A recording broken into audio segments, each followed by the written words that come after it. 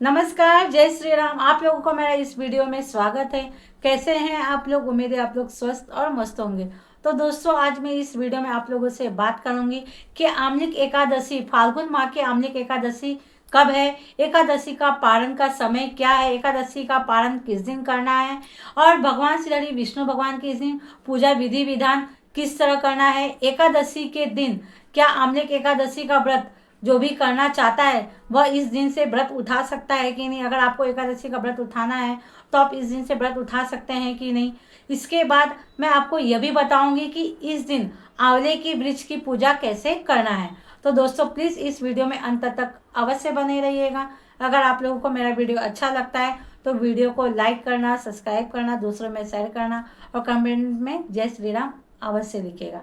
तो चलिए दोस्तों, शुरू करते हैं। देखिए, फाल्गुन माह के शुक्ल पक्ष की एकादशी को आमलिक एकादशी कहते हैं। कहा जाता है कि आमलिक एकादशी का जो भी मनुष्य व्रत रखता है उसे 1000 गौदान की फल की प्राप्ति होती है। उसके जन्म जन्म जन्मांतर के जो भी पाप है वह नष्ट हो जाते हैं और उन्हें पुण्य की फलों की प्राप्ति होती है और वह वैकुंठ को प्राप्त होता है दोस्तों। और इस एकादशी का व्रत रखने से मोक्ष की प्राप्ति होती है। एक व्रतों में व्रत का जो राजा बताया गया है वह एकादशी को बताया जाता है। जो एक जननी जो व्रत होती है वह एकादशी है दोस्तों। एकादशी का व्रत हर मनुष्य को रखना चाहिए। एकादशी का जो भी भक्त मनुष्य, जो भी भक्त एकादशी का व्रत रखता है उसके समस्त पाप नष्ट हो जाते हैं। महीने में, हर महीने में 2 एकादशी आता है, एक कृष्ण पक्ष की और एक शुक्ल पक्ष की। और दोनों एकादशी का अपना अलग अलग महत्व होता है। दोनों एकादशी का अलग अलग कहानियां होती है। तो इन दोनों व्रतों में कोई भेद नहीं करना चाहिए, क्योंकि कई लोग कहते हैं कि शुक्ल पक्ष का करना चाहिए, कृष्ण पक्ष का नहीं करना चाहिए। ऐसा नहीं है। आप लोगों को दोनों व्रत एक समान मानना चाहिए। इसमें कोई भी भेद करना अच्छा नहीं है, क्योंकि मैंने खुद बुक में पढ़ा है एकादशी के व्रत की में कथा में यही लिखा हुआ है कि दोनों एकादशी एक ही है। इसे अलग अलग शुक्ल पक्ष और कृष्ण पक्ष इसे अलग नहीं करना चाहिए। तो दोस्तों, जो लोग, जो मनुष्य एकादशी का व्रत उठाना चाहता है तो वह इस आमलिक एकादशी से एकादशी का व्रत उठा सकता है। इसमें कोई भी संशय नहीं है कि हमें व्रत उठाऊं या नहीं, ऐसा कोई भी नहीं है। अगर आपके मन में यह विचार आया है कि मुझे एकादशी का व्रत रखना है तो आपको भगवान के आशीर्वाद और भगवान की कृपा से आपको इस मन में आ ही नहीं सकता है, क्योंकि उनकी इच्छा के बिना कोई कुछ नहीं कर सकता। अगर आपके मन में जब भी आता है कि मुझे व्रत रखना है तो आप बेझिझक व्रत रख सकते हैं। ऐसा मत देखिए कि मैं कब से उठाऊं, कब से नहीं उठाऊं। आपके मन में जब भी आया आप तभी भी उठा सकते हैं। लेकिन अगर आप लोग फिर भी पूछना चाहते तो आप ये आमलिक एकादशी से उठा सकते हैं। और कई लोग अगर उठाना भी चाहते हैं तो उत्पन्ना एकादशी मार्गशीर्ष में आता है और दिसंबर के महीने में आता है, तो आप उस दिन से भी आप एकादशी उठा सकते हैं। तो चलिए दोस्तों, अब हम जानते हैं कि एकादशी का व्रत, जो आमलिक एकादशी, उस दिन उसका विधान क्या है, कैसे पूजा करना है। देखिए दोस्तों, इस दिन आंवले की, जैसे नाम से ही पता चला है आमलिक एकादशी, तो इस दिन आंवले के पेड़ की पूजा करना, आंवले की वृक्ष की पूजा करना, 1000 गौदान फल की प्राप्ति होती है दोस्तों। इस दिन आपके आसपास जहाँ भी आंवले का पेड़ हो, आपको वहाँ जाकर वहाँ पे जल समर्पित करना चाहिए। धूप दीप कुमकुम और चंदन से उनकी पूजा करना चाहिए। उस दिन आपको 7, 11 या 21 बार या 28 बार परिक्रमा अवश्य करना चाहिए। और शाम के समय आपको आंवले के वृक्ष के पास जाकर आपको एक घी का दीपक प्रज्वलित करना है और उसमें थोड़ा सा आपको हल्दी डालना है। दोस्तों, इस दिन आप थोड़ा सा गुलाल भी लेके जाइए और आंवले के पेड़ के यहाँ सुबह आपको चढ़ा देना है और परिक्रमा करना है। जल अवश्य लेके जाइएगा, आपको जल भी समर्पित करना है। ऐसा करने से, आंवला पेड़ की पूजा आंवला नवमी के करने से बहुत ही उत्तम फलों की प्राप्ति होती है। इस दिन कहा जाता है आंवला एकादशी के दिन, आमलिक एकादशी के दिन आंवले की वृक्ष की पूजा करना चाहिए और आंवला ग्रहण भी करना चाहिए। अगर आप एकादशी का व्रत रखे हैं तब पर भी आप आंवला खा सकते हैं। आंवला खाने से और आपका व्रत का और भी फलों की प्राप्ति होगी और भी वह अच्छा हो जाएगा।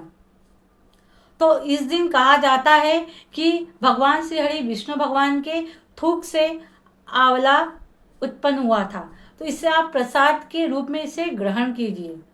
दोस्तों यह एकादशी का जो भी मनुष्य इसका व्रत रखता है उसे 1000 फलों की प्राप्ति होती है, 1000 गौदान फलों की प्राप्ति होती है। तो इस दिन जो भी मनुष्य एकादशी का व्रत रखना चाहता है तो प्लीज आप व्रत अवश्य रखिए, कुछ भी मत सोचिए।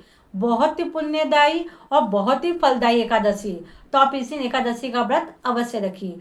तो चलिए पहले दोस्तों जान लेते हैं कि एकादशी का व्रत कब है। तो देखिए दोस्तों, एकादशी का जो व्रत है फाल्गुन माह के शुक्ल पक्ष की एकादशी का जो व्रत है 27 फरवरी 2026 शुक्रवार को रखा जाएगा। एकादशी तिथि जो प्रारंभ होगी वह 27 फरवरी 2026 को 12:33 पे रात्रि को शुरुआत होगी और एकादशी तिथि जो समाप्त होगी 27 फरवरी 10:32 पे रात्रि को समाप्त होगी। व्रत का जो पारण का समय रहेगा वह 28 फरवरी शनिवार सुबह 6:47 से सुबह 9:06 तक रहेगा। इस दिन आपको आंवला एकादशी का पारण करना है। दोस्तों इसका एक पौराणिक कथा भी आता है। इस एकादशी का एक बलैया था, एक बहलिया था, वह शिकार करता था। ठीक है, वह शिकार करने जाता था। तो वह रोज शिकार करके जो भी जानवरों को लाता था उसको अपना भोजन बनाता था, उसे ग्रहण करता था, उसे खाता था। तो एक दिन क्या हुआ, वह जंगल में गया शिकार करने, उसे उस दिन कुछ मिला ही नहीं। वह मतलब उसे कुछ भोजन ही नहीं मिला कि वह कोई शिकार करे और वह उसको भोजन के रूप में ग्रहण करे। तो वह पूरा दिन भूखा रह गया। फिर जब रात हुआ तो रात के समय भी उसे कुछ भी नहीं मिला। तो वह चलता गया, क्योंकि भूख की वजह से उसको भूख प्यास की वजह से उसकी हालत खराब हो रही थी। तो चलते चलते उसे एक मंदिर दिखा।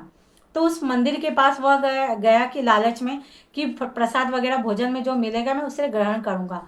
तो उस रात्रि में जाके वह मंदिर के पास बैठा और उस मंदिर में भजन कीर्तन वगैरह सब हो रहा था। तो वह पूरा भजन कीर्तन होते होते सुबह हो गई। तो क्या हुआ, उसका रात का जागरण भी हो गया। वो पूरी रात भी कुछ नहीं खाया, वो पूरा दिन भी कुछ नहीं खाया। तो उसके पुण्य से उसे अगले जन्म में राजा के घर जन्म हुआ उसका। तो सोचिए कि जो जाने अनजाने में व्रत रखा उसका भी इतना महत्व है। तो इसलिए आमनिक एकादशी का व्रत हर मनुष्य को रखना चाहिए।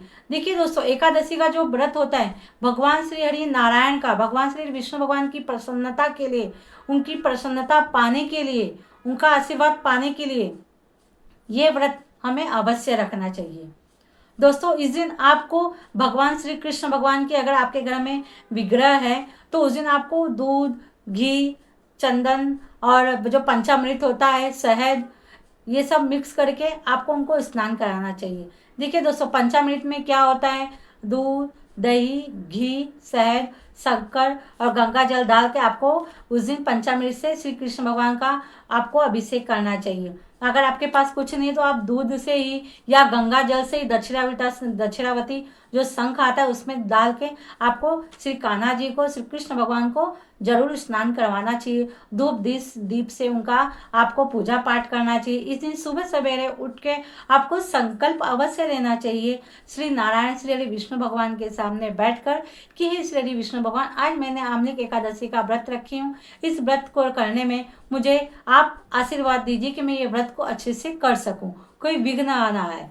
ठीक है, तो आपको संकल्प लेके आपको उनका विष्णु चालीसा पढ़ना है। आपको विष्णु सहस्त्र नाम पढ़ सकते हैं तो आप वो पढ़िए और आपको फिर उसके बाद आरती करना है और एकादशी माता का कथा भी पढ़ना है।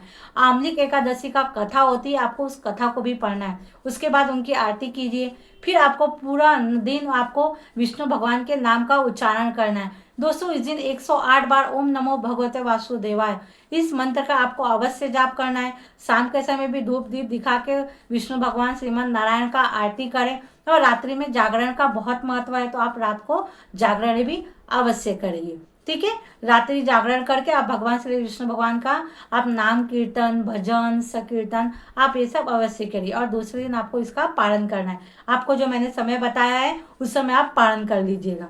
ठीक है, पारण के समय आपको पानी में, जल में आपको थोड़ा सा तुलसी दल डाल के आपको उससे पारण करना है या चावल से आपको पारण करना है। तो इस बात का आप अवश्य ध्यान रखिएगा। अगर आप लोगों को मेरा वीडियो अच्छा लगा तो प्लीज़ वीडियो को लाइक करना, सब्सक्राइब करना और कमेंट में जय श्री राम अवश्य लिखिएगा। धन्यवाद। जय श्री राम।